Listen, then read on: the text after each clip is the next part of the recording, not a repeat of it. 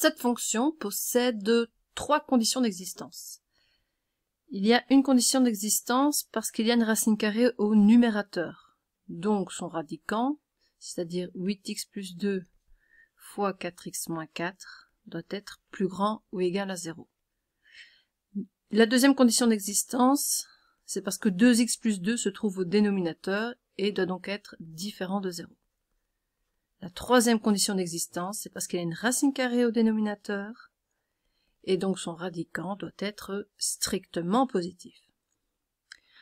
Alors pour résoudre la première condition d'existence, on va devoir faire un tableau de signes. Pour la deuxième, on peut facilement déduire que x doit être différent de moins 1, et pour la troisième condition d'existence, on peut isoler x, puisqu'il s'agit d'une inéquation du premier degré, et on trouve que x doit être plus petit que 3. Reste donc à faire le tableau de signes de la première condition. Et pour ça, il faut commencer par les racines. Les racines, ce sont toutes les valeurs de x qui annulent cette expression.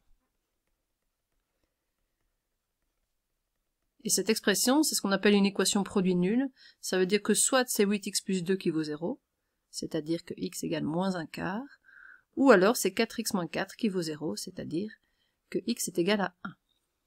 On va donc faire le tableau de signes uniquement de la première condition d'existence. La troisième condition ne doit pas apparaître dans ce tableau, elle est vraiment à part.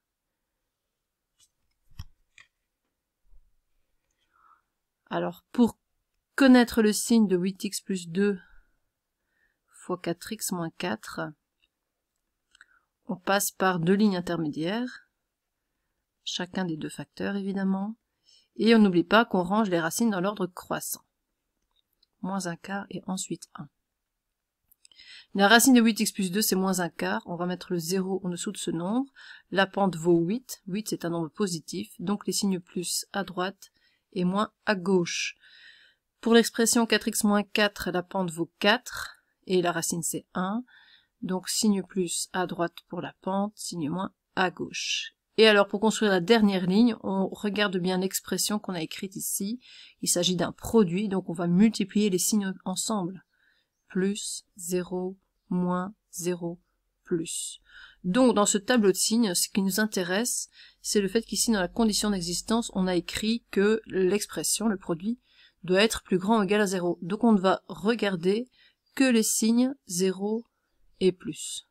Donc dans la première condition d'existence, il faut que x soit plus petit ou égal à moins un quart, ou plus grand ou égal à 1. Et maintenant, pour écrire le domaine de définition de toute cette fonction, il faut combiner les trois conditions d'existence. Eh bien, pour combiner ces trois conditions, on a écrit en troisième condition que x est plus petit que 3, différent de moins 1, mais aussi plus grand que 1, et plus petit que moins un quart.